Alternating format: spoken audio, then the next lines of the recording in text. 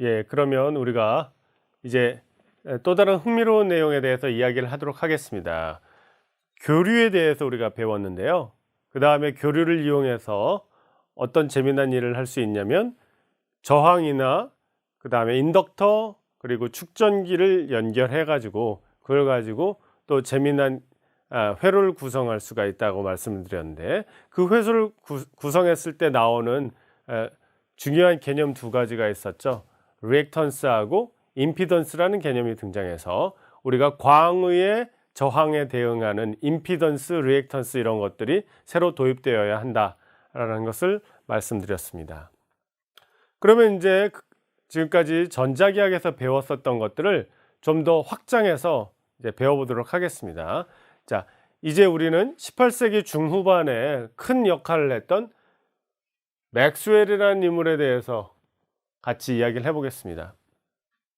우리가 전반부에서 정전기학이나 정자기학에 대해서 논할 때에는 패러데이라던가 그 다음에 웨르스테드 그리고 벤자민 프랭클린이라던가 그렇죠? 또 앙페르, 비오하고 사바로 이런 사람들의 이름이 등장했었죠.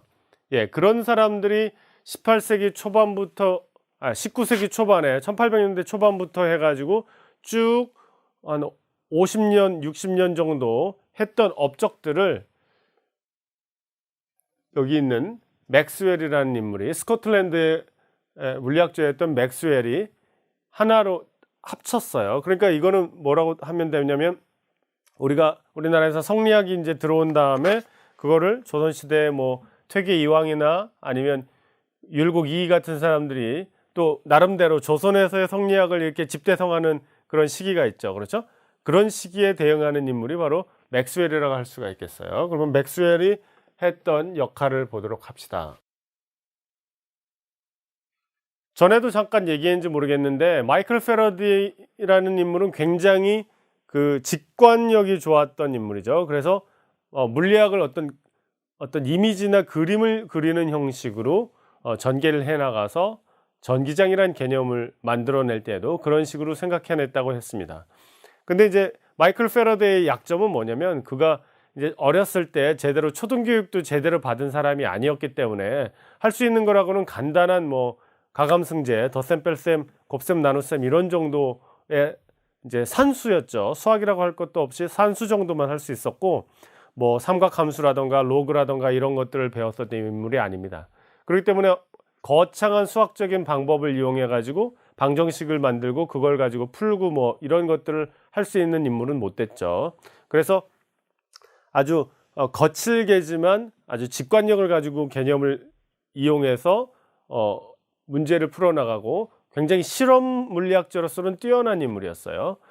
그런데 아까 말씀드린 것 같이 그런 컴플렉스가 있기 때문에 이 사람이 이론을 굉장히 잘하고 자기하고 그 뜻이 맞는 인물들을 찾아다니고 있었는데 그 중에 한 명이 바로 맥스웰이죠. 그래서 맥스웰은 굉장히 이론적으로 해박한 지식을 가지고 있었던 사람이기 때문에 패러데이나 앙페르나 비오사바르나 이런 인물들이 했었던 것들을 이제 아주 아름다운 수학적인 모습으로 표현을 합니다. 여러분들한테 이제 말씀드리고 싶은 건 뭐냐면 우리가 말로써 표현하려고 하면 굉장히 길게 말을 해야 되는, 길게 묘사하고 길게 설명해야 하는 것을 수학이라는 언어로 표현을 하면 어떤 현상이라던가 법칙이라던가 이런 것들을 굉장히 쉽게 설명할 수 있고 짧게 설명할 수 있어요. 그래서 물리학이나 그 밖에 여러 가지 기초 과학에서는 수학이라는 게 하나의 언어로서의 역할을 하는데, 지금 여기 보시는 바와 같이 이와 같이 써 있는 것들이 바로 굉장히 짧게 써 있죠. 여기 짧게 만약에 문장으로 썼으면 엄청 길 텐데 짧게 써서 4개의 중요한 법칙들을 설명하고 있습니다. 첫 번째 게 뭐예요? 첫 번째 게 우리가 다시 처음에 배웠었던 것들 생각해 보자고요. 바로 이것은 가우스 법칙입니다. 가우스 법칙이라는 것을 할 때는 항상 뭘 생각해야 합니까? 우리가 가상의 어떤 폐곡면을 생각합니다. 그래서 닫힌 곡면을 생각하고 그 닫힌 곡면 내부에 어떤 전하가 있다고 한다면 그 전하가 만들어내는 전기장이 이와 같은 관계식을 가진다 했어요. 그렇죠? 자, 이게 바로 뭐예요? 전기 선속인데 닫힌 폐곡면이기 때문에 우리가 적분할 때 동그라미를 쳐서 닫힌 폐곡면이다 라는 것을 표현해 준다고 했어요. 닫힌 폐곡면 안에서 전기장이 있으면 내가 고려하는 어떤 폐곡면에 뚫고 지나가는 이 전기장이 여기 여러분이 아주 작은, 그렇죠? 미소 면적을 고려해서 그거의 법선 벡터하고의 내적으로 표현해서 쭉 다 여기 있는 모든 면에 대해서 적분을 하면 그게 전기 선속인데, 그 값이 놀랍게도 그 안에 들어있는 전하들의 총합을, 그렇죠? 진공에서의 유전율로 나눠준 것과 동일하더라 하는 거예요. 이 적분 복잡해서 잘 못하더라도 그 답은 뭐라는 것을 이미 알 수 있다는 거죠. 가우스 법칙에 의해서. 그게 바로 전기장에 대한 가우스 법칙입니다. 자, 두 번째를 봅시다. 두 번째도 똑같은 식인데 닫힌 폐곡면에 대해서 그 폐곡면을 뚫고 지나가는 자기장에 대해서 똑같이 미소 면적들을 고려해서 그것들의 법선 벡터와의 내적을 취해서 다 더한 값은 우리가 자기선속이라고 할 수 있을 텐데, 이 자기선속은 계산에 보나마나 0이 된다라는 것이 바로 자기장에 대한 가우스 법칙입니다. 근데 보면은 전기장에 대한 가우스 법칙하고 자기장에 대한 가우스 법칙을 보면 여기서는 전하량의 총합이 Q라고 되어 있는데 여기서는 무조건 0이라고 하는군요. 그러면 자기장하고 전기장에 대해서 매우 다른 특성을 보인다는 건데 왜 그런 걸까요? 그 이유는 간단합니다. 자기장에서는 여러분들 항상 자석을 보면 N극과 S극이 뭐예요?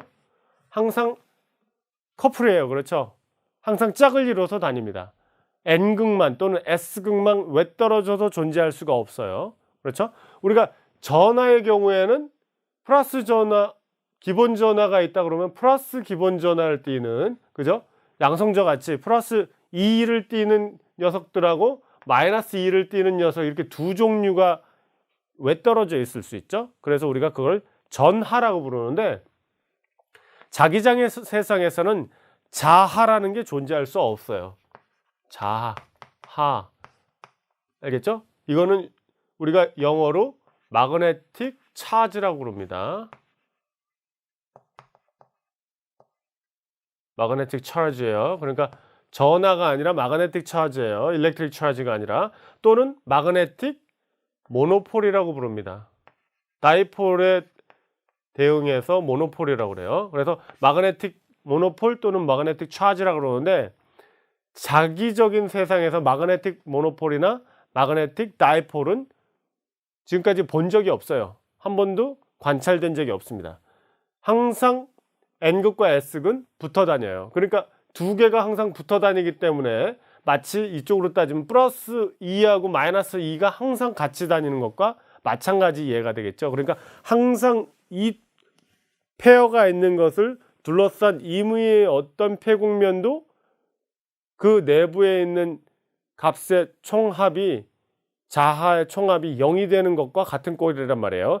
예를 들어서 N극이 플러스 1이라고 그러면 S극인 마이너스 1이기 때문에 모노폴의 총합은 항상 0이 되기 때문에 항상 0이라는 답이 나온다는 거죠. 그래서 우리가 고전 전자기적 관점에서 마그네틱 차지는 한 번도 관찰한 적이 없어요. 마그네틱 모노폴은 한 번도 관찰한 적이 없어요. 그러면 진짜 없느냐? 그거에 대해서는 우리가 아직 물음표를 가지고 있습니다. 그래서 지금 여러분들 힉스 보존이라는 것이 발견됐다 뭐 이런 얘기 들어본 적 있었죠? 예, 지금 미국에서 오랫동안 연구하던 사람들도 모두 유럽으로 넘어갔는데요.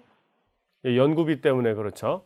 가속기 연구소라는 것이 거대한 가속기 안에서 입자들을 가속시켜 가지고 그것들을 충돌시켜서 아주 놀라운 현상들을 관찰하고 그거에 관련된 물리학을 연구하고 있는데, 미국에서 이제 그 연구소가 이제 연구비를 굉장히 줄였기 때문에 아주 큰 스케일의 연구들은 지금 하지 못하고 있고 그걸 다 유럽에서 하고 있거든요.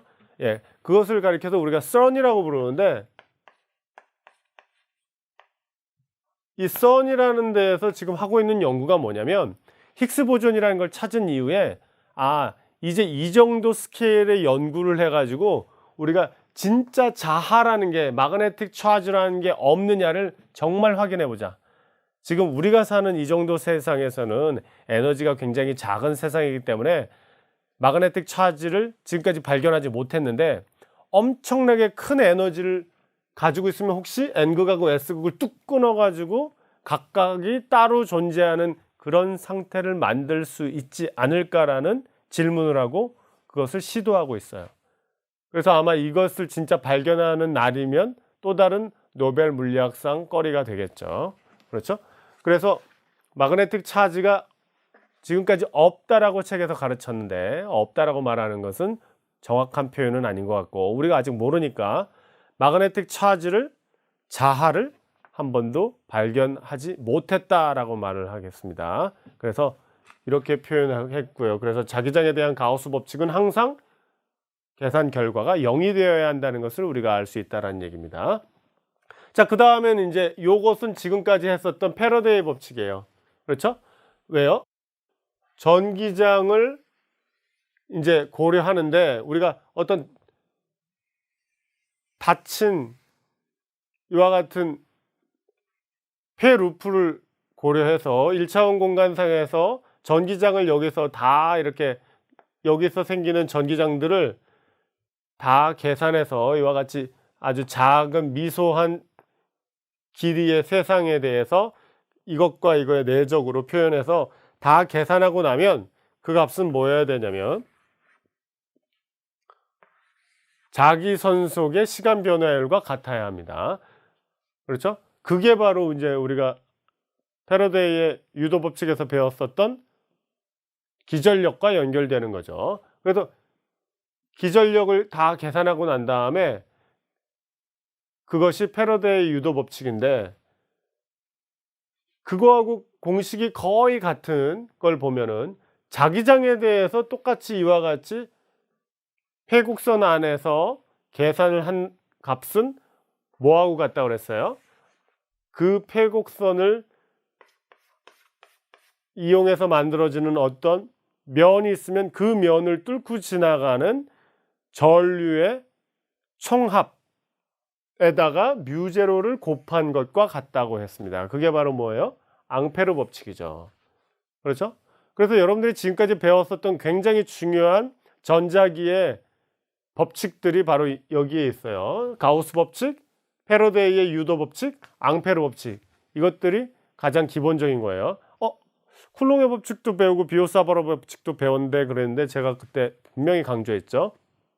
쿨롱의 법칙은 가우스 법칙의 특수한 예에 불과하다. 그리고 비오사바로 법칙은 앙페르 법칙의 특수한 예에 불과하다라는 얘기를 했습니다. 그러니까 앙페르 법칙이라는 것, 패러데이 유도 법칙이라는 것, 그리고 가우스 법칙을 전기장에 대해서 또는 자기장에 대해서 쓰는 이 네 개의 공식으로 된 법칙들만이 가장 큰 스케일의 독립된 전자기하학적 법칙이라고 생각하면 되겠어요. 그래서 여러분들이 이 네 개를 잘 이해하고 있는 것이 전자기하학을 잘 이해하는 것의 지름길이라고 말씀드릴 수 있겠습니다. 자, 그러면 우리가 이제 축전기에 대해서 다시 되돌아가서 한번 생각을 해봅시다. 지금 원판 모양으로 되어 있는 도체로 만들어진 축전기가 있어요. 평행판 축전기가 있어요. 거기 이제 도선을 연결해서 이제 외부에서 전류를 흘려주기 시작했다고 합시다. 그러면 전류가 언제까지 흘러요? 충전이 완벽하게 돼서 더 이상 전하를 넣을 수 없을 때까지 충전이 되죠. 그러면 충전하기 전을 봅시다. 충전하기 전에는 뭐 전류도 흐르지 않고, 그렇죠?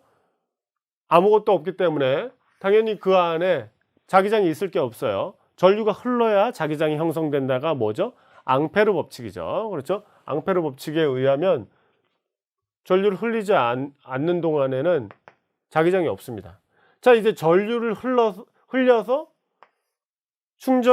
축전기의 양극판에 전하를 이제 저장하고 있는 단계에 이르면 이제 전류가 흐르기 시작하죠. 그렇죠? 전류가 흘러서 도선에 흐르는 전류가 이제 자기장을 형성합니다. 그러면 이쪽에서 자기장을 형성해요. 그렇죠? 그런데 놀라운 것은 이제 우리가 지난번에도 했었지만 이와 같이 RC 회로가 있다고 칩시다. 그래서 여기 이제 이와 같이 전원을 연결해서 한다고 쳤을 때, 자, 여기서 이제 전류가 흐른다고 얘기했어요. 그렇죠? 여기 이제 스위치를 닫는 순간 전류가 흐르기 시작합니다. 그렇죠? 그래서 여기 이제 전하가 쌓이는 건데, 그러면 여기 분명히 사이가 떴어요. 그렇죠? 축전기 사이가 분명히 이 사이가 아무것도 없는데 도대체 어떻게 전류가 흐르는 걸까요? 그렇죠? 요 사이가 진공이 되어 있어 가지고 판하고 판 사이가 떠 있는데 전류가 어떻게 흐르는 거죠? 방전돼 가지고 마치 번개가 치듯이 해 가지고 전자가 튀어나가 가지고 흐르는 걸까요? 맥스웰이 그런 의문을 갖게 된 거죠. 아, 이거 어떻게 해서 전류가 흘렀다고 본 거지? 그 질문에 대해서 대답하기 위해서 이 사람이 생각했던 게 뭐냐? 앙페르 법칙으로 다시 돌아간 거예요. 자, 앙페르 법칙이 뭐예요? 우리가 어떤 폐곡선을 그리면 그 폐곡선으로 인해서 만들어지는 표면을 지나가는 전류가 바로 뭐를 가리킨다? 앙페르 법칙을 가리킨다는 거예요. 자, 자기장이 있으면 자기장을 요 폐곡선에 대해서 다 내적해 가지고 적분을 한 값은 그 폐곡선으로 만들어지는 면을 지나가는 전류에다가 뮤제를 곱한 값이다 하는 것이 바로 앙페르 법칙인데, 자, 보세요. 여기서 요와 같은, 여기 이제 제가 지금 빗금을 그는 것은 S1이라는 원판 형태의 가상의 어떤 공간이에요. 지금 원으로 만든 폐곡선을 상정한 거예요. 그러면 이렇게 이제 색칠한 거를 뚫고 지나가는 거는 일반 도선 위를 지나가니까 전류가 있어요. 그런데 지금 요 두 개의 극판, 축전기의 극판 사이를 지나는 요와 같이 생긴 형태, 여러분들이 상상할 수 있죠? 어떤 비닐봉지를 상상해 보세요. 비닐봉지와 같이 생긴 면이 있다고 쳐보세요.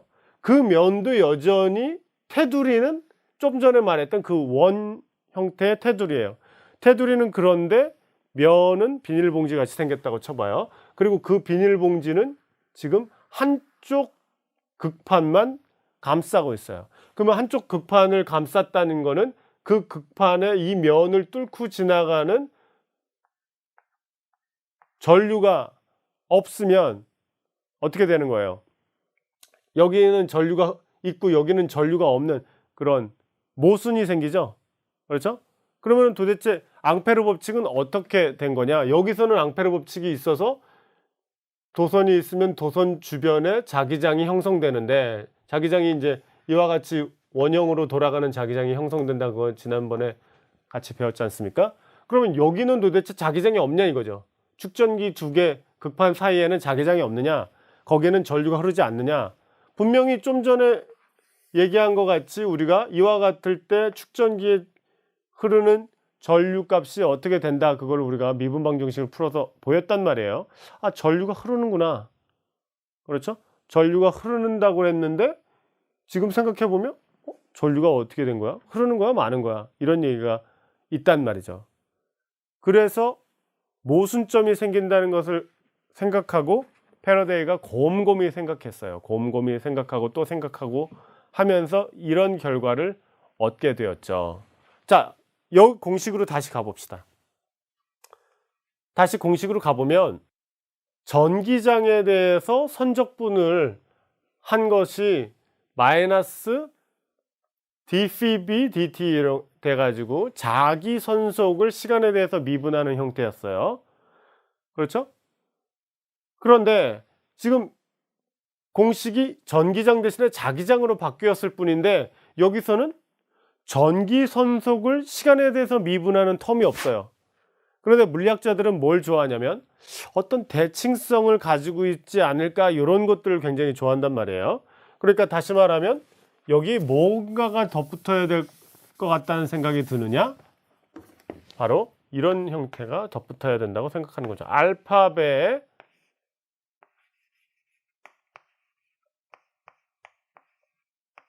전기 손속을 시간에 대해서 미분하고 거기다가 차원을 맞추기 위해서 어떤 계수 알파가 붙은 이런 형태가 되어야 되지 않겠느냐 그 생각을 한 거예요. 그래서 요거를 생각해 보니까 무엇을 할 수 있냐면 여러분들이 가우스 법칙을 평판에 대해서 적용하면 요걸 계산하면 지금 전기장이 요 안에서만 존재하잖아요. 그렇죠? 그러니까 여기에다가 요 평판의 면적 A를 곱한 것이 뭐가 돼야 돼요? 엡실론 제로분의 전하 Q가 된단 말이죠. 그러면 요 공식에 의하면 Q는 뭐예요? 엡실론 제로 곱하기 2 곱하기 A로 표현돼요. 그렇죠? 그러면 요게 뭐예요? 평판 한쪽에 모이는 전하가 Q하고 마이너스 Q일 테니까 요쪽에 해당하는 값이죠. 그러면 전류가 흐른다고 치면 전류는 뭐예요? dQ dt죠. 그렇죠? 그러니까 축전기에 흐르는 전류는 바로 축전기에 쌓인 전하량을 시간에 대해서 미분한 거예요. 근데 좀 전에 요 공식을 그대로 적용하면 면적 안 변하죠. 극판의 면적은 A로 유지된단 말이에요. 엡실론 제로라는 값은 그대로 유지돼요. 그 얘기는 뭐예요? 전기장의 크기가 시간에 따라서 변화한다면 바로 커패시터를 뚫고 축전기를 뚫고 지나가는 전류가 존재한다고 말할 수 있다 하는 거예요. 자, 또 하나 요 관점에서 봅시다. 이와 같이 전기 손속을 보면 전기 손속은 전기장하고 면적의 곱으로 표현돼요. 그렇죠? 왜냐면은 평행판 축전기니까 전기장이 면의 수직이죠. 그러니까 두 개의 곱으로 그냥 표현돼요. 코사인 세타는 세타가 0도이기 때문에 코사인 값이 1이니까. 그러면 그 관점에서 보면 우리가 요렇게 어떤 전류를 정의한다면 요런 걸 정의한다고 하면 그 값이 여기를 미분하면 A 값은 상수고 E 값만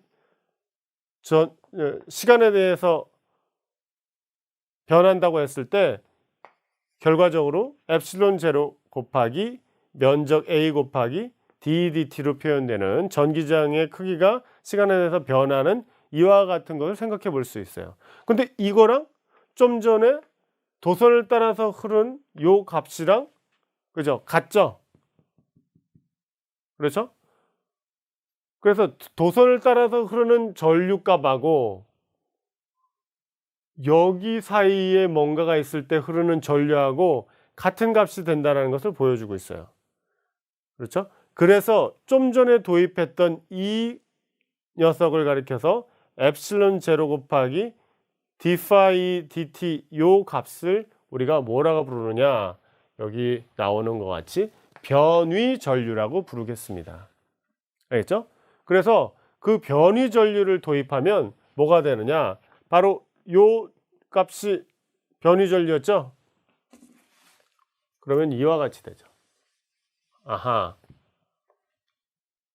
요게 ENC 더하기 변위 전류 D로 표현되는 거죠. ID로 표현되죠. 그러면 이게 뭐였어요? 뮤제로에다 IENC에다 더하기 엡실론 제로에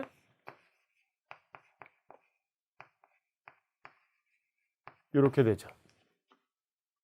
그렇죠? 그래서 이게 뮤제로에 IENC 더하기 뮤제로 엡실론 제로 d파이 dt 이렇게 되는 거예요. 아시겠죠? 자, 그래서 제가 무슨 얘기를 하고 싶은 거냐면 맥스웰이 축전기의 내부에서 일어나는 현상을 다시 곰곰이 되짚어 보고 그 다음에 패러데이 유도 법칙하고 앙페르 법칙의 수학적인 모양을 봤을 때 이쪽에는 자기 선속에 대한 시간 미분이 있는데 이쪽에는 왜 시간 미분 형태로 전기 선속에 대해서 나타나는 그런 재미난 대칭성이 없을까를 고민했는데 그게 해결되어 버렸다는 거죠. 축전기에 대해서 생각을 해봤더니 역시나 전기 선속의 시간에 대한 미분에다가 어떤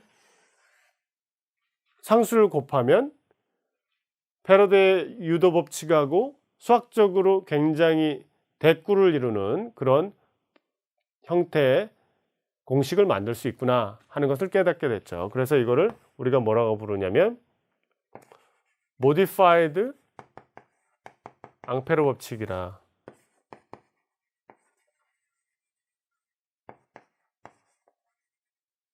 그렇게 부르기도 하고 또는 앙페르 맥스웰 법칙이다.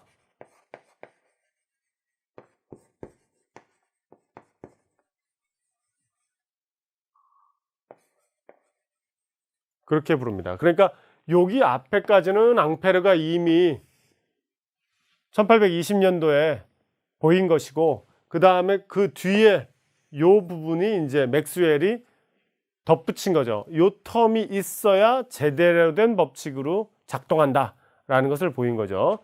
그래서 도선이 연결되어 있는 그런 시스템에 대해서는 이제 앙페르 같이만 보면 되지만 이와 같이 축전기 같이 사이가 진공으로 떠 있는 데에서도 전류가 흐르는 현상은 실제로 전자가 요 간극을 건너뛰는 절벽을 실제로 사람이 건너뛰듯이 그렇게 전자가 건너뛰는 것이 아니라 전하가 여기 몰려들거나 아니면 전하가 여기 충전되어 있던 것들이 사라지거나 하면서 생기는 전기장의 시간 변화율이 만들어내는 무엇인가가 존재한다는 거예요.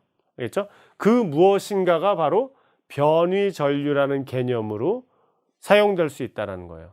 그 변위 전류라는 개념이 도입되어야만 RC 회로나 RLC 회로나 이런 것들에서 여기 사이가 떨어져 있는데도 불구하고 전류가 흐른다고 지금까지 말했던 것들이 다 문제없이 이맞음이 된다, 맞아 떨어진다라는 것을 보여준다 하는 것입니다. 그래서 패러데이 법칙, 유도 법칙과 비교해서 앙페르 법칙이 수학적으로 대꾸를 이루는 것이 왜 안 되어 있을까 하는 그 물음에서 사실은 시작했지만 곰곰이 따져보니까 축전기에 대해서 흐르는 전류에 대해서도 이해를 하려면 반드시 이와 같은 텀이 필요하구나 하는 것을 깨닫게 되고 그 이후에 앙페르 법칙을 수정하게 되었다.